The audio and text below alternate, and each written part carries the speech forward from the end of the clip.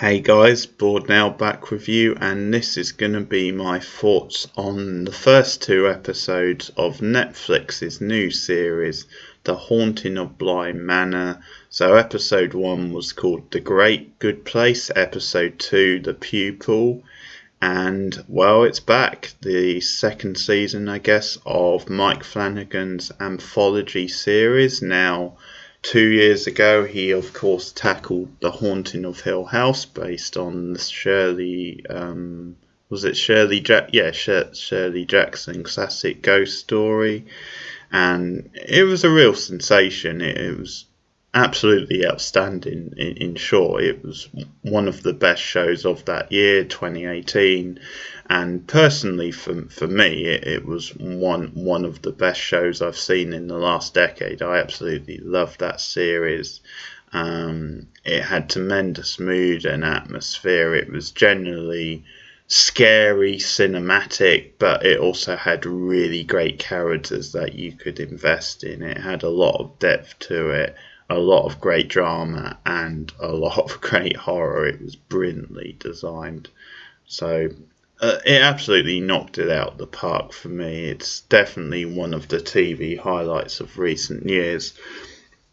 So now they've got Mike Flanagan and the same team produces all the rest of it back to tackle another classic ghost story, and it is of course the turning of the screw, Henry James novel, or the turn of the screw I should say, which of course was made into a film in the 1960s called The Innocents, which I reviewed last October as it happened, so you can find that review on the channel. But here we go, this is Mike Flanagan and the same team who did Haunted House now tackling this. So it's a 9-part series, so another one-off, although it seems to be taking a slightly different structure to Hill House. And we kind of start off with like the narrator of the story, who is Carla Georgino, who was in Hill House. There's a few returning cast members here, which is kind of a nice nod to that series. But she's this older woman who's at like this wedding reception of this young couple, and it's at like this spooky sort of manor. And she tells them the story because they've got time on their hands. Say, hey, do you want to hear this sort of like this ghost story? So she becomes like the narrator, and so you sort of hear her voiceover at various times, and the story in question is of this American nanny who's sort of over from the States. Danny, her name is. And she gets this job looking after these two orphan children who have recently lost their mother. And her job is basically to, because she's a teacher, but to kind of homeschool them and to be their nanny and general things. And so she lives with them at this, this like country type manor house, and there's various like dark secrets from their past to do with the mother being killed, and then they also lost the previous au pair, they call them. Like, she supposedly committed suicide, sort of walked into a lake. And there's with the boy in particular, Miles, there's certain like awkward. He's got like mental disease, illness. He was at a boarding school previously, very religious one, which they get into in the second episode. But they've got trauma in their past, and of course, in the way of these things, not long after this American nanny, Danny, has arrived, spooky things start showing up. The kids start acting out. At one point they like shut her in a closet, and the door is like locked shut. They claim that they can't unlock it because the key has mysteriously disappeared, and ghostly things start appearing around the house.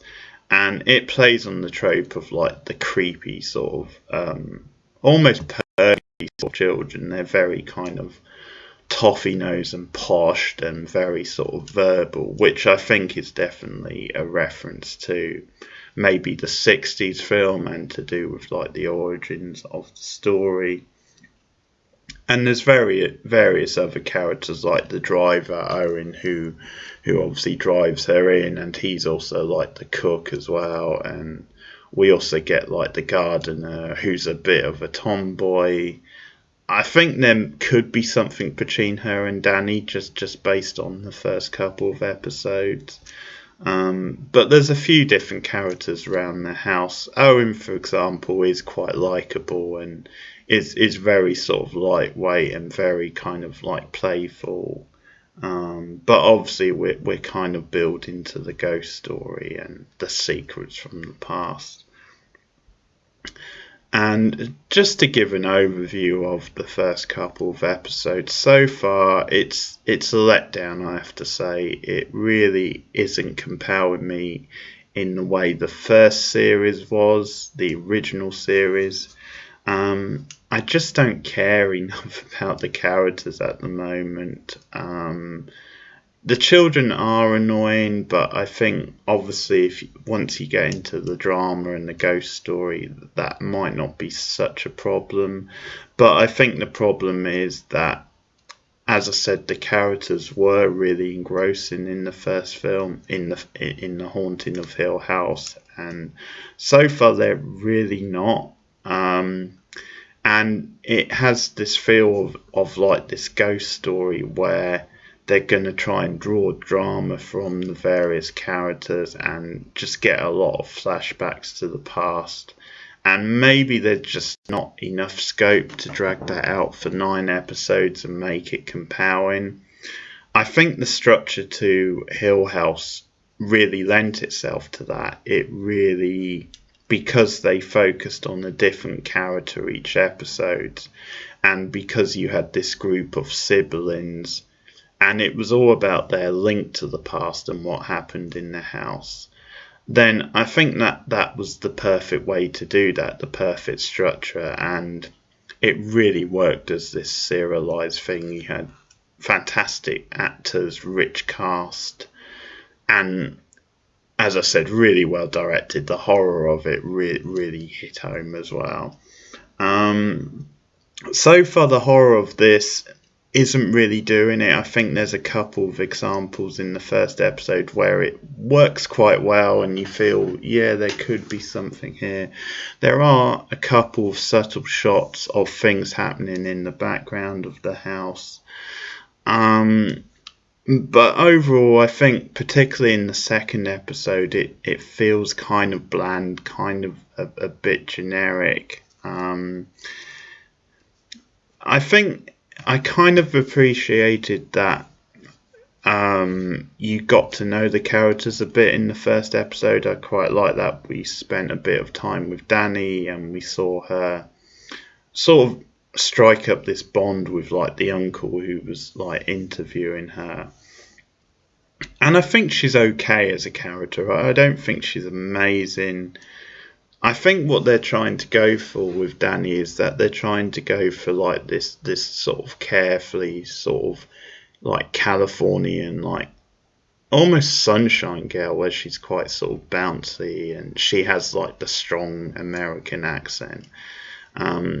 And she's just out of her element in this house, in this, you know, British sort of landscape. And it's almost like fish out of water. And that can work quite well. I think they've done a couple of like nice little updating of the characters and stuff.